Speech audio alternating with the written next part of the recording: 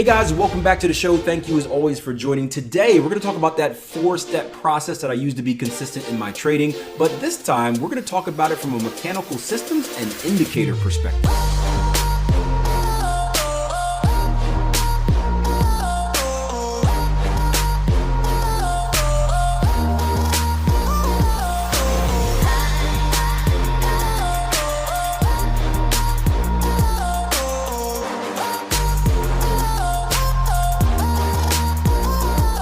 So John's question says, can you use the RSI as the I part of the I.P.D.E process? What are the different ways of doing it? And the answer is yes. And understand that the I.P.D.E process, identify, predict, decide, execute, doesn't have to involve higher high, higher closes, lower low, lower closes. It doesn't have to involve trend at all, right? So we teach it here as identifying trend. I teach it as identifying trend because this is my style of trading.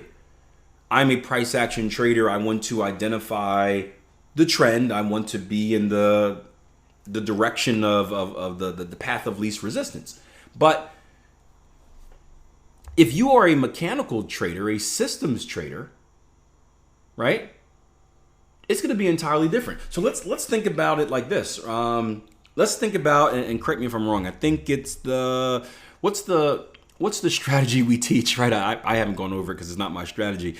What's the one, is it swing trading the trend with Jason Grayson where he uses the moving averages? Or is it counter? So in that strategy, and again, you can correct me if I'm wrong in this, in that strategy, the trend is defined by the levels of the moving average, right? By which moving average is on top or bottom. I get all. He's got a bunch of them that use moving average, so I get them confused. But one of them has to do with the moving average, right? So if we think about the I.P.D.E process in that particular strategy, right? I'm gonna throw these up on my chart. Is it the same? It's 8, 20, 50 for all of his strategies, Orsi? But it doesn't matter. You can fill in the blanks later. It doesn't really matter what they are. Just the point is to show you different ways of using it. So if you're someone that, let's say, doesn't use just specifically price action, right? You're someone that's using an indicator. It could be a moving average. It could be, whatever you want it to be. Your I.P.D.E process is going to be a little bit different. Hold on, let me make this a thick boy. Like them thick. Sounded weird. Let's go. Here we go. Edit that out of the recording. So let's put these moving averages here, right? So instead of, if someone is in a situation where they're identifying the trend, but they're using a moving average, right? This is our indicator, right? All of a sudden, that I is going to be different. Does that I have anything to do with a recent higher high, higher close? No. Their identify is what direction or in what order are the moving averages. So identify would be, instead of higher high, higher close or where the market is trading at, the identify would be what is the order of the moving average? Is it 8, 20, 50 in that order? If it's 8, 20, 50, right? 8 at the top, 20 in the middle, 50 at the bottom, then I can write down that we are in a bullish trend. So you're getting the same result. You're just doing it different ways. In one sense, you're using price action, saying, okay, well, if I have higher high, higher close, then I know we're in a bullish trend. On the other hand, you're using, if I get 8, 20, 50 in that order, then I know we're in bullish trend. And it still leads to the prediction part of the process. If I get higher high, higher close, then I predict that price is likely to continue higher.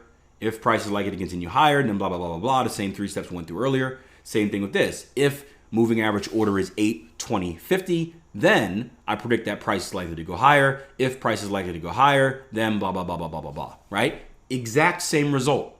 Is it not? Same thing, right?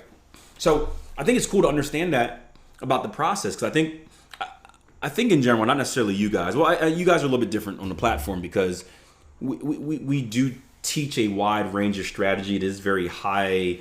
It's more price action and more price action based, I would say, than anything else. So we do have a little bit of a bias, and it's not a bias saying one way is better than the other. It's just a bias because we only teach you stuff that we actually use, and I don't use this other stuff, so I don't feel right teaching it to you necessarily if I don't have experience with it. But you can. It's important to understand for everyone that this process is going to be important no matter how you trade.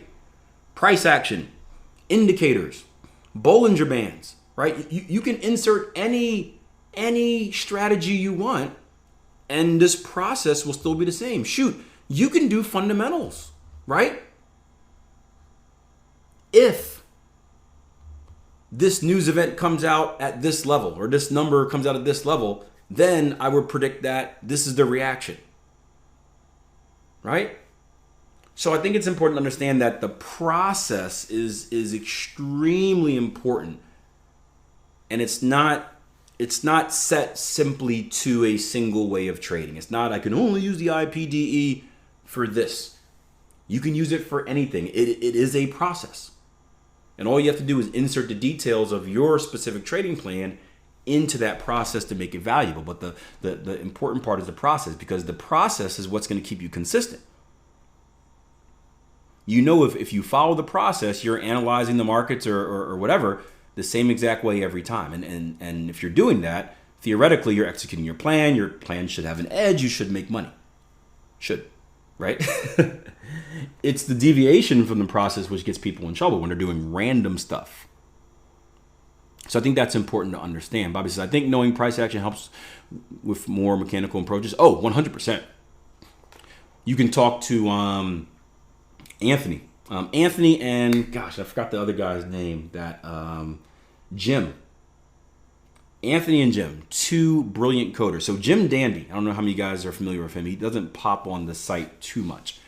But Jim Dandy, he was probably the most surprising member we got here at Tier 1 Trading. I believe he has a YouTube channel. Let me just check if it's still up. I don't really peruse other people's YouTube channels aside from like Everton stuff. I'm a big Toffee TV fan. Gosh, I don't see it. Yeah, okay, Jim Dandy 1958, right? So he was a surprise person to get on the platform because very successful trader, extremely good coder, and we knew about him before Tier 1 Trading. So you would think most people that come to Tier 1 Trading, you're like newer trader, struggling trader, like why would this already successful trader join our platform? What are you trying to steal from us, Jim? Huh? What are you up to? Something smells fishy. OG, follow that man. Hack his computer. Search his history. He's up to something, right? But we talked to Jim, and Jim is a coder, right? He is fully algorithmic, basically. And the reason that he came here was because he wanted to strengthen his knowledge on kind of price action trading, because that would make him a better coder. So you are 100% right, Bobby. Anthony as well. He's the one that creates all our systems. So Enigma, VS1, right?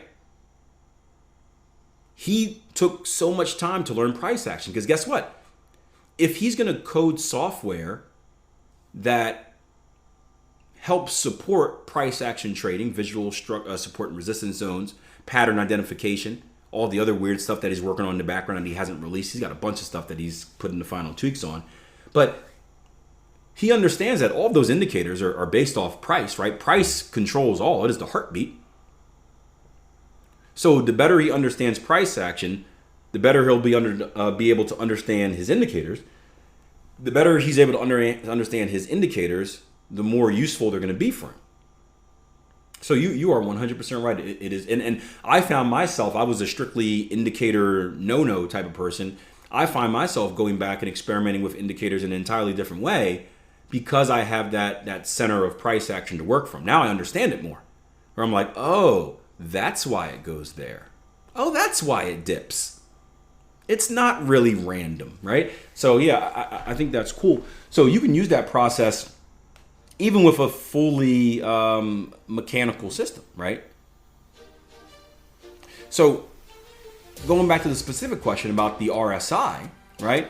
So the two ways come to mind as far as using the RSI is that I period. I'll start with the confusing one, then I'll go to the simple one, right?